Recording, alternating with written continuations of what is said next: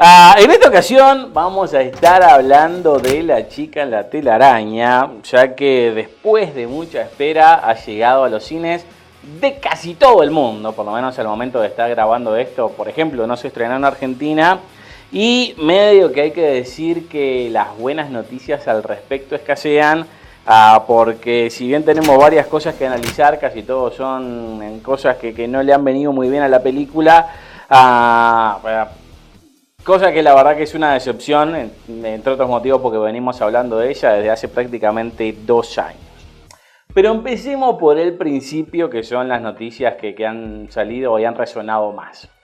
¿Pensás que los resultados fueron malos en forma justificada o, por ejemplo, es lo que te esperabas que pasara en la previa? Bueno, realmente en lo personal esta película nunca despertó un gran interés en mí. El interés pasaba evidentemente por Fede Álvarez, por los uruguayos que están teniendo un rol creativo detrás de las cámaras. Pero en lo que sí la propiedad y la franquicia en general, realmente si hacían una película o si no la hacían, en mí no cambiaba absolutamente nada. Y en todo momento palpité esa sensación del público en general y charlando con colegas también, que había una gran falta de interés en revisitar este mundo. Entonces, yo siento que una de las justificaciones por las cuales los estudios hacen remakes, hacen adaptaciones de libros o de cómics o lo que sea, es porque ellos sienten que hay un conocimiento en el público de lo que se trata la historia, de los personajes. Entonces, sobre todo a la hora de vender la cinta, no está empezando desde cero, que tiene algunos números positivos, que ya ganó cierto terreno y que les va a facilitar el éxito en la taquilla. Me da la sensación que hay películas como esta que arrancaban no solamente desde cero, sino con números negativos. Yo creo que después de las adaptaciones suecas, después de la película de Fincher hace varios años atrás, la gente sentía que esto más o menos ya lo había visto. Después el estudio trató de ajustar algo en la campaña de marketing para aclarar que esto es una historia nueva y que es una historia un poco diferente, pero que es un poco es más de lo mismo y todo eso, y me da la sensación que era demasiado tarde. Y hay cintas, por ejemplo, como la película de Solo de Star Wars, que en retrospectiva, para mí en lo personal, el fracaso pasó en gran parte, de nuevo, porque nunca pudieron convencer a la gente que esta era una historia interesante que valía la pena verse en la pantalla grande.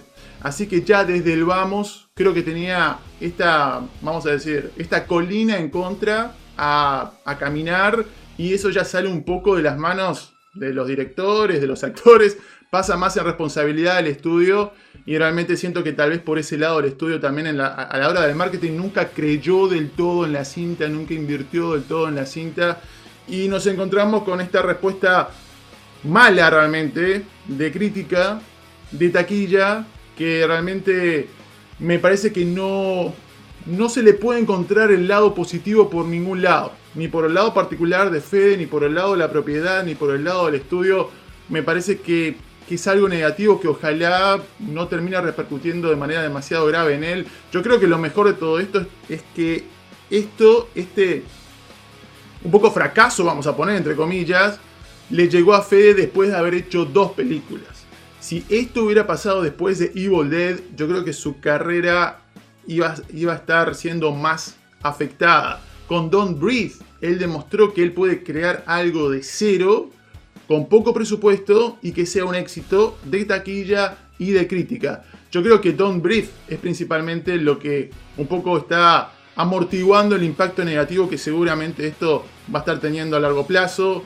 En cuanto, no sé, a lo que dijo la crítica de mis colegas, es justo o no es justo, es un poco relativo. Todos más o menos hay un consenso, ¿no? Hay un consenso que la historia es tremendamente genérica para lo que es un personaje muy específico, que la parte visual destaca. Pedro Luque como director de fotografía creo que dejan claro que es uno de los mejores trabajando el día de hoy. Y después tenemos algunos chispazos de Fede Álvarez, director, y sobre todo trabajando con los actores, y Claire Foy haciendo un muy buen trabajo. Creo que más o menos estamos todos de acuerdo en eso. Hay una diferencia de intensidades, vamos a decir.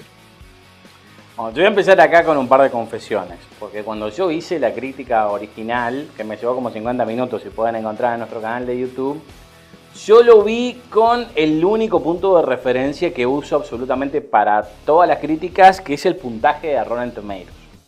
Y en ese momento le había visto el 64%, que no es bueno, pero tampoco es malo y la deja al norte de lo fresco.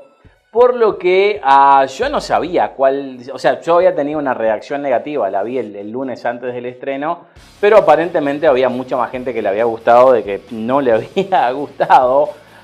Y por eso hice la crítica pensando por la experiencia que acababa de pasar y no tanto por las cosas que yo había opinado en la previa. Pero después, cuando empezaron a pasar los días, este puntaje de Rotten Tomatoes bajó y yo me acordé de que había hablado en todos estos meses de que me parecía mala idea el hecho de hacer una continuación de esta historia, pero sinceramente con mi mala memoria no me acordaba de por qué había dicho eso. Y creo que ahora vos me hiciste acordar, porque o sea, lo que yo decía, que ahora tuve que repasar el video para darme cuenta, era que la chica del dragón tatuado nos había dejado un mal sabor de boca y teníamos la cosa casi que empinada en forma casi inescalable. Pero esa película hizo 240 millones de dólares más o menos a nivel mundial, tuvo 5 nominaciones al Oscar y se llevó una casa, una a la casa. Y eso fue una mala situación. Yo creo que los resultados de esta, no, como bien decís, yo no creo que le vaya a terminar la carrera a Fede Álvarez porque demostró el hecho de que puede hacer las cosas bien en sus 2 trabajos anteriores, pero a la vez creo que el mejor escenario que puede tener ahora es de nuevo otro de estos presupuestos chiquitos en donde vaya a hacer algo muy personal que empiece de cero, que ojalá que le vaya bien como le vaya bien en todo, pero lo que yo decía en la crítica, que capaz que era una tarjeta de presentación, un favor hacia el estudio para que le pudieran pagar por su próximo proyecto, que capaz que era más grande, es algo que al día de hoy la verdad que tengo que descartar. También otra confesión es que yo esperaba esto muchísimo, al punto de que cuando hicimos el último top 3 de las películas más esperadas de los próximos meses, siempre sacamos una de las películas para no comentar porque sabemos que va a estar en la lista de los dos. Por lo general es la próxima de Marvel, la próxima de DC o la próxima de la Guerra de las Galaxias. Y yo había dejado esta fuera porque asumía que vos, Néstor, también no le ibas a tener por lo menos entre los 3 primeros. Creo que para mí iba a ser la número 1, pero vos no la tuviste, por eso no la comentamos ahí, pero no la tuviste porque no tenías mucho interés, cosa que después me contaste en el programa, que después de ver el preview de 20 minutos como que cambió, pero como que nunca estuviste convencido, así que creo que tenías la cosa mucho más clara que yo. Y pienso que todo esto se da porque yo creo que Fede Álvarez hizo la cosa a conciencia y pienso que tenía un buen producto, pero vaya, si tuviera que tildarlo de algo es que no tenía suficiente distancia entre el producto, las intenciones de lo que tenía que pasar con eso y lo que terminó resultando, que es lo que nos pasa a prácticamente todos los que hacemos este tipo de cosas. Digo, yo mismo al día de hoy veo programas que hice hace 2, 3 años y la verdad que me da risa lo malo que era y en aquel momento me parecía que era bueno. Digo, capaz que ojalá que me parezca malo porque ahora soy un poquito mejor. Pero por lo general el director y toda la gente involucrada dentro del proyecto no son buenos jueces de qué es la calidad del producto final. Y por eso lo que se hace con prácticamente todas las películas es mostrársela a un público en la previa, haciendo lo que se llama los test screening, en donde agarran gente que a veces la sacan directamente de la calle, le muestran la película y después le hacen llenar un formulario para que dé su opinión. Y lo que dijo Fede es que tanto con esta como con todas las películas que había hecho hasta ahora, nunca tuvo un mal test screening, o sea, nunca tuvo una mala reacción de los que vieron la película por primera vez, cosa que a veces se usa también para cambiar muchos de los problemas que puede llegar a estar teniendo. Pero esto es lo que yo no entiendo. ¿Hay un escenario en donde la gente haya visto esta película y haya dicho en esos test screening que era por lo menos buena? Bueno, realmente creo que esto muestra los límites de ciertas técnicas de medición, vamos a decir, de esta ciencia alrededor del arte, ¿no? Y esto tratar de predecir un poco lo que puede ser el resultado en un cuerpo mucho más numeroso, tomando un extracto de ese cuerpo. Yo creo que los test screenings en líneas generales funcionan, son una buena herramienta si se sabe utilizar bien también. Por parte del estudio, hay que ver cuál era el test, ¿no? Digo, yo he estado siendo parte de algunos de estos y hay algunos que tienen unas preguntas tremendamente específicas, donde el estudio más o menos lleva al espectador a hablar en cosas específicas que el estudio teme que tal vez no funcionen del todo bien, o oportunidades para mejorar ciertas cosas. Entonces, no sé, realmente tendrá que tener el test delante mío, tendrá que saber en dónde se realizaron estos tests, pero de nuevo, pasa lo mismo con los críticos también. Uno tiene la premiere de una película en un festival de cine o lo que sea, la ven 10 críticos y en Rotten Tomatoes a todos les gustó, la película 100%, fantástico. Y después cuando la película la pueden ver 200 críticos, ya ahí ese puntaje cambia drásticamente. Entonces, una cosa es que se te puede iluminar un poco el panorama y otra cosa es tener la bola de cristal y saber exactamente cuál va a ser la respuesta en general. Pero me da la sensación que, de nuevo, yendo a un poco la pregunta de lo que vos mencionabas antes, ¿no? De cómo fue la génesis de esto y que el estudio se lo dio y que Fede aceptó para que le financiaran el próximo proyecto. Mi pregunta principal es, ¿qué más necesitaba hacer Fede para que Sony le financiara lo que Fede quisiera hacer? Eso es lo que yo no entiendo. Si no, pero ¿sabes lo que pasa? Perdón, te interrumpa, pero dale. Esto fue también de lo que yo me di cuenta cuando miré esos programas viejos que habíamos hecho hace 2 años. Yo lo que decía en esos programas viejos, y se los invito a ver, porque sinceramente ni yo me acordaba, era que yo estaba diciendo que él iba a hacer esta de La chica en la telaraña para devolverle al favor al estudio de que habían confiado en él en la previa. Y ahora que la vi con tanto tiempo de distancia y sin acordarme de que había dicho eso, me sonó lo contrario, de que estaba haciendo esto para ganarse el derecho de hacer algo con muchísimo más presupuesto. Digo, estamos hablando de presupuestos de 100, 150 millones de dólares, cuando esta era su película más cara, tiene 45 creo, 43 de presupuesto si no me equivoco. Don't Breathe anduvo más o menos en los 10, pero pienso que por lo menos hasta esta se merecía algo que fuera de mayor importancia, posiblemente un blockbuster de los que se están hablando hace tiempo. Digo, hay como 3 en la vuelta, pero, o sea, tuve la misma reacción en la previa y después de ver la película, pero por motivos muy diferentes. Pero pienso que también se pudo abordar lo contrario de lo que decía antes, que esto fuera la devolución del favor por haber confiado en él. Sí, bueno, yo creo que acá en Hollywood el tema de los favores realmente no existe, digo. El estudio apuesta a alguien que le trae algo interesante, el estudio piensa que puede hacer plata, a priori nunca se sabe. Evil Dead, Sam Raimi fue el que le dio el voto de confianza en realidad, ¿no? Y fue si Fede le tiene que devolver un favor a alguien, es Sam Raimi. Si lo llama el día de mañana, Fede le tiene que devolver el favor a Sam Raimi y a Ghost House Pictures. Sony vio la oportunidad, Evil Dead funcionó, le trae una idea que puede funcionar, que tiene buen gancho. Es poco presupuesto, invierte, arriesga, que es lo que tienen que hacer todos los estudios. Esta cosa de, bueno, ahora le tengo que devolver el favor, que le donaron un riñón a Fede que se estaba muriendo, digo. Pero vos sabés el caso de Michael Bay, digo, que siempre dice que no va a hacer las películas de Transformers para que le hagan una personal, o mismo a Peter Berg, que hizo Batalla Naval, Battleship, para que le financiaran a Lone Survivor. No es algo fuera de lo común. Christopher Nolan también, después del éxito de Batman.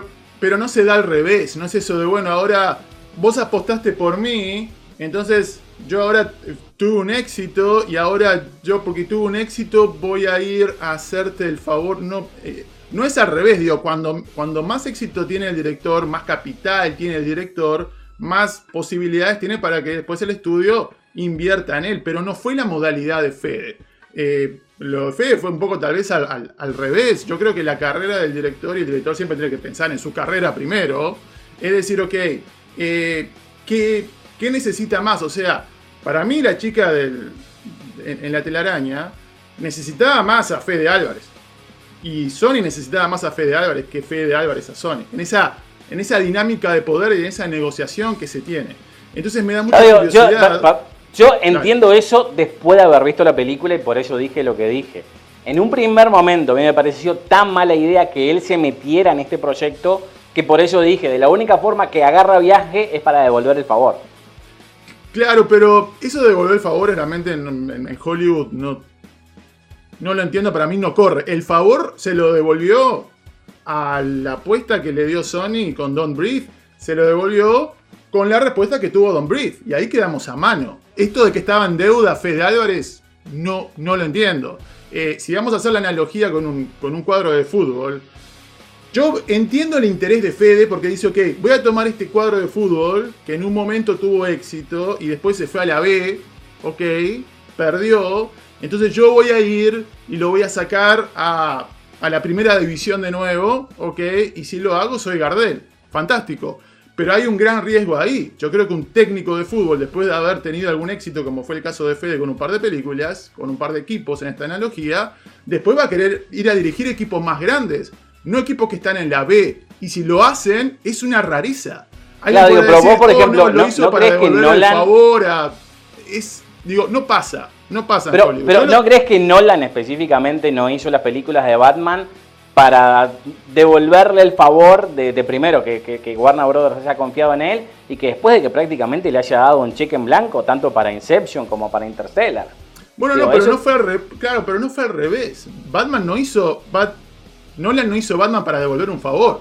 Warner Brothers le dio la oportunidad a Christopher Nolan con Batman, le dio una propiedad muy fuerte y muy grande para que Nolan, evidentemente, con lo que había hecho alguien que venía del mundo independiente y todo eso, ahí ya estuvo el riesgo.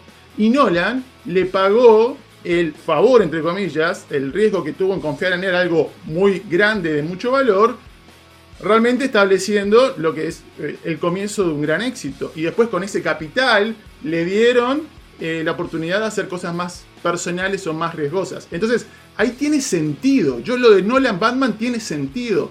Acá no tiene sentido esa dinámica, realmente no tiene sentido porque, de nuevo, yo lo que siento es que en estas circunstancias el estudio le ofrece al director diferentes libretos para trabajar en diferentes películas. Estoy seguro que le ofrecieron otras a Fede y Fede delante de su mesa tenía, no sé, 2, 3, 4, 5 libretos que andan dando vueltas y dijo, ok, me la juego por esta, ¿me entendés? Y entiendo un poco también la decisión de Fede de decir, ok, es algo que va a ser clasificado R, es algo que me van a dar cierta libertad porque voy a poder ser coescritor, algo que no va a pasar con todas las propiedades que te proponga un estudio grande.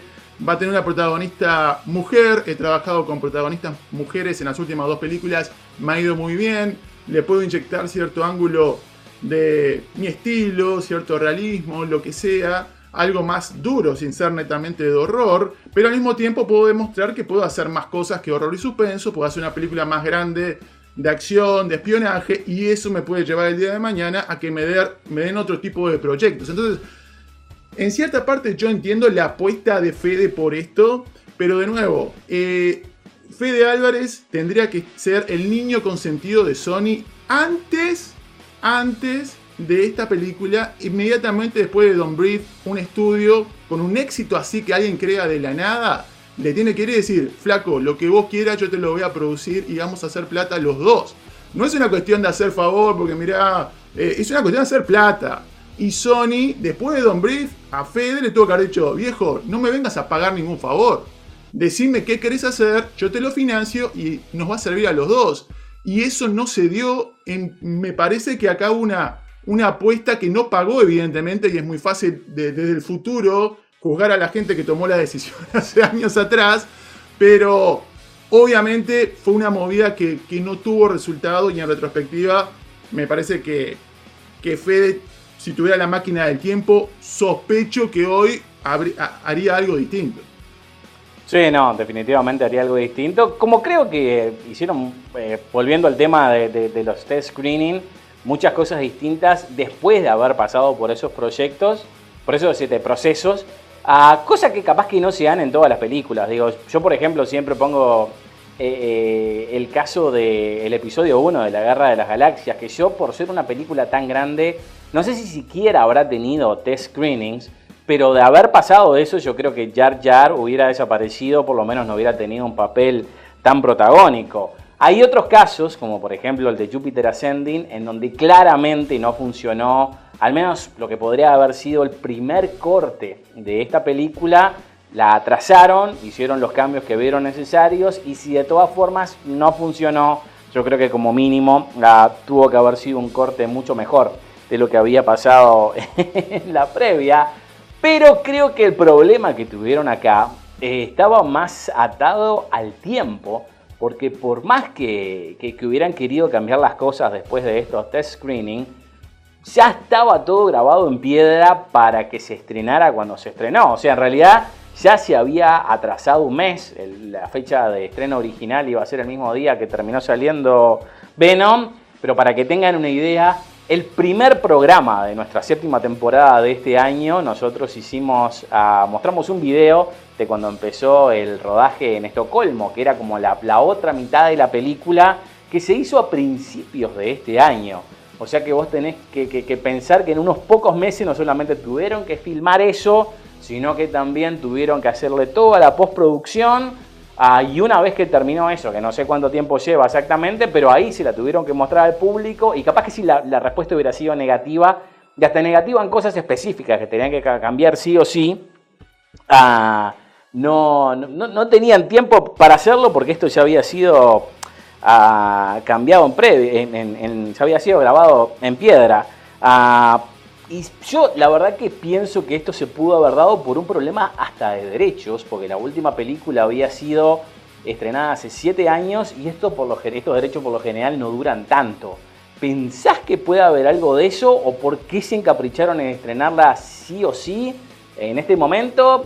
Capaz que hasta porque pensaron que no tenía arreglo.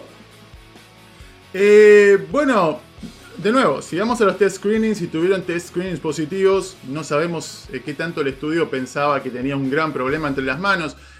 Quiero un poco especificar esto de los test screenings, y mencionabas Jupiter Ascending. Digo, esta película no es un desastre como película. Digo, me parece que todos estamos de acuerdo más o menos que es una película que si uno la ve en el cable un domingo de noche, uno dice, ok, bueno, sí, me hizo pasar el rato. Así que como película para hacerte pasar el rato es competente, es adecuada, pero es una decepción comparado, sobre todo por lo que habíamos tenido antes de Fede Álvarez, que de nuevo, hablando de la promoción de Sony, ignoró completamente el nombre de Fede Álvarez en la promoción de esta película. Yo no recuerdo haber visto nada que dijera del director de Don't Breathe y el director de Evil Dead. Por lo menos en los avisos que yo vi en inglés o en los pósters, no recuerdo, era solamente Claire Foy, y lo cual es muy curioso porque ahora Sony tiene una película que se llama La posesión de algo, de una muchacha que se me escapa el nombre ahora. Y en el trailer de esa película dice, del estudio que les trajo Don't Breathe. O sea, la película que tenés con el director de Don't Breathe no lo mencionás. Después una película que no tiene nada que ver, decís del estudio que te trajo Don't Breathe. Entonces, yo sí vi que pusieron cosas de Don't Breathe, y acá esa película que vos decís la tradujeron como El Cadáver. Bueno, fantástico. Estamos muy bien. Entonces, de nuevo, no es un desastre de película. Creo que me parece bueno aclarar eso. No es que Fede Álvarez se levantó, se golpeó la cabeza y se olvidó cómo dirigir. Creo que son esas cosas que quedan en el plano más de la mediocridad, y que, de nuevo, por una falta de interés absoluto. Y en cuanto a qué tanto el estudio sabía que esto no iba a andar bien, me parece que no le dio tampoco muchas salas para exhibirse. Creo que Overlord terminó teniendo más salas de exhibición. Entonces ya más o menos ellos tal vez algo en el aire tenían. Así que esto de los test screenings eran 100% fantásticos. No sé qué tanto tomarlos en cuenta. Pero de nuevo, hablando de los test screenings, es un tipo de película que es medio complicado decir, oh mira, cambiarle una cosa y va a ser 10 veces mejor. Cambian se mueve en un lugar medio de escala de grises.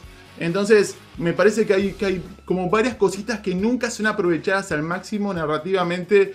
Y lo que es, de nuevo, como una cosa para pasar el rato, creo que funciona. Y si la gente quedó satisfecha por eso que la fue a ver, puede estar explicando parte de todo esto. En cuanto a los derechos, no sé. Digo, esto de que se hizo a las apuradas la película y por eso no salió del todo bien, no lo compro mucho, la verdad. Fede dijo en su momento que hace un par de años ya había leído el libreto, y obviamente él se involucró y se cambiaron algunas cosas. Entonces, para una película como esta, de no sé, 43 millones de dólares de presupuesto, me parece que en cuanto a tiempos estuvo bastante bien. No recuerdo que hayan cambiado la fecha de estreno, que la hayan adelantado súbitamente y ahora no podemos cambiar absolutamente nada. Así que en cuanto a tiempo y derechos, no sé qué tanto responsabilidad tienen en el resultado final. Si no, atrasarlo, atrasaron, porque como te digo, originalmente iba a salir el mismo día que Venom, pero digo, fue un mes, así que capaz que eso no termina de aprobar completamente el punto. Y creo que coincido con lo que vos decís, o sea, volviendo a lo que decía yo también antes, o sea, no tuvieron tiempo para cambiarlo, y pienso que esto también se dio así porque fue después víctima de su propio éxito, ya que aparentemente la versión del libro no tiene demasiado que ver con la película. Y no solamente creo que él la cambió porque pensaba que iba a ser mejor, sino porque también había tenido éxito en la previa cuando había llevado adelante este tipo de cambios. Para darles un ejemplo, en Evil Dead se presentaron muchísimos guiones y aparentemente aceptaron el de él porque era el único que no tenía el personaje de Ash, de Bruce Campbell, sino que tenía a esta muchacha al frente, por más que la historia era prácticamente lo mismo. Y acá creo que aplicaron esa misma técnica, capaz que hasta en una forma más radical, porque como que todos los libros están contados desde el punto de vista del periodista y acá obviamente se está contando a través de los ojos de Lisbeth Salander, capaz que también hasta tratando de apoyarse o aprovechar la movida que hay al día de hoy con todo esto del Me Too. Pero a no ser por la primera escena, en donde ella sale ahí media pintada en la cara, vengándose contra los hombres y mostrando todo lo que puede hacer con la parte tecnológica, como que no hay nada que identifique a esta serie o que tenga cosas que ya habíamos visto en la previa. Para que tengan una idea, en La chica con el dragón tatuado original hay una escena en donde ella primero se deja violar, después se venga de su violador, dildo en mano, para después hacerle un tatuaje en la panza. Acá no hay absolutamente nada de eso y creo que también es el motivo por el que se vuelve a lo genérico. Reitero, no hay nada de eso a no ser por esa primera escena que yo creo que en parte hasta fue creada para mostrarla en los trailers y dar la impresión de que todo iba a ser así, cuando en realidad no lo es, que es una técnica que se usa mucho en las películas. Por ejemplo, se me fue el nombre, ¿cómo se llama esta de Jeff Bridges y Chris Pine? Jeff Bridges y Chris Pine. Que Jeff Bridges hace de un comisario medio racista. Oh, qué buena pregunta. Somos los dos. Hello High Wall. Oh, ok. Ok, yo creo que si... ¿de qué forma vos definirías al personaje de Jeff Bridges en esa película? Sí, evidentemente no de muy buena forma porque ya se me había olvidado realmente. No es una película que caló muy hondo en mí. Sé que le encantó a gran parte del público, pero... No, a mí no me gustó. Pero este es mi punto. Si vos ves la película, el tipo se pasa haciendo chistes racistas, tomándole el pelo a todas las razas, especialmente a su compañero que es indio. Pero ninguno de esos chistes sale en ninguna de las promociones, porque de ser así, antes de ver la película todo el mundo estaría diciendo, sí, el personaje racista de Jeff Bridges. Cuando la gente vio la película, no solamente le encantó su personaje, sino que creo que se llevó una nominación al Oscar por eso. Entonces, los estudios saben qué mostrar y qué no mostrar, y qué es lo que va a funcionar en la promoción y qué es lo que va a funcionar en la hora de ver la película. Y creo que por eso acá la promocionaron de una forma que creo que era un reflejo de lo que veníamos viendo, pero después de esa primera escena la cosa se hace tan genérica que sinceramente creo que hasta la calificación R, apta para mayores de 18 años, era completamente innecesaria, porque con muy pocos cambios hubiera sido apta para mayores de 13, y creo que si la dejaron para 18... es más porque todas las películas de Fede capaz que hasta ahora habían sido así, algo contractual o para seguir la tradición de la serie. Pero para terminar, que se nos hizo demasiado largo. Después de ver todo este panorama y sobre todo ya sabiendo los resultados, ¿pensás que esta situación es justa para con la película? Bueno, ese tema es tremendamente complicado porque uno tiene que preguntar, ¿justa comparado con qué? Digo... He visto películas mucho peores hacer mucha más plata y he visto películas mucho mejores hacer menos plata. Entonces siempre es complicado. Lo que te puedo decir es que me da la sensación que dentro del panorama es una situación y es una respuesta entendible. Yo puedo entender la situación. Me parece injusto en cuanto al talento que tiene la película, en el sentido de que yo estoy seguro que todas las partes se brindaron al máximo y trataron de hacer la mejor película posible, pero de nuevo, me da la impresión que todo esto se termina dando no tanto por el resultado de lo que es la película en sí, pero en gran parte también porque es una idea que ya de entrada tenía todo en su contra y fue una movida que se pudo haber evitado desde el primer comienzo. Tal vez con otro director, con otro equipo de actores hubiese sido aún peor el resultado. O sea, no lo sabemos. Lo que te puedo decir que es entendible y que es lamentable, sobre todo por los uruguayos que realmente merecerían algo mejor. Sí, no, yo creo que eso es lo primero que también yo diría. Es una pena que por Fede Álvarez, Pedro Luque, el muchacho este actor en la película y otra gente de por acá que participó en la misma, que no haya tenido éxito, pero yo creo que después de verla se dio lo que se tenía que dar. Tengo que confesar que también la segunda vez que la vi en el Avant Premier me gustó un poquito más, pero capaz que eso se debió a que ya sabía que era lo que estaba esperando. Que hay muchas veces que me pasa la inversa. A mí, por ejemplo, Guardianes de la Galaxia 1 no me gustó porque no era lo que pensaba, pero la 2 me terminó gustando muchísimo más que la mayoría de la gente, porque básicamente ya estaba preparado para ver ese tipo de película y este tipo de producto. Acá la verdad que al ser tan diferente con todas las otras películas de la propiedad, que las he visto todas, y hay peores películas de esta propiedad que esta, digo, la segunda parte de La Sueca es 1000 veces peor. Pero aún así yo creo que capaz que en crítica me llamó la atención eso de que hace una bajada de 20 puntos en menos de una semana, por el hecho de que creo que supieron dónde mostrarla en un primer momento para tener una calificación más alta, pero después lamentablemente la realidad capaz que le pegó más fuerte de lo que tendría que haberlo hecho, y capaz que en plata puede que tuviera que haber hecho un poquito más, pero el día de hoy creo que si llega a recuperar su presupuesto va a ser demasiado, lo que ojalá no termine afectando la carrera de Fede y todos los otros involucrados, tanto uruguayos o no uruguayos, en la película. Así que veremos qué es lo que pasa con eso. Muchísimas gracias por haber llegado hasta el final de este video. Por favor, no te olvides de suscribirte cliqueando en este icono que te va a llevar a la página principal del canal. Así podés recibir las notificaciones de nuestras novedades y transmisiones en vivo al cliquear en la campanita, ya que el sistema de YouTube cambió y no alcanza solo con suscribirse para estar notificado.